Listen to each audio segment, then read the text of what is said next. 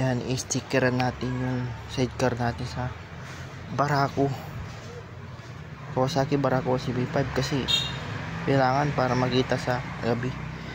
Dito, ito ang stickeran ko, reflectorized tape pa.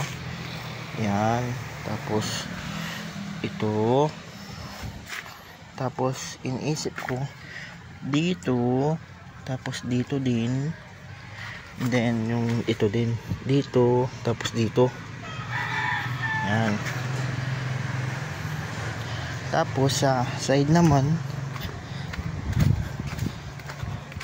ang iniisip kong stickeran ito hanggang dulo.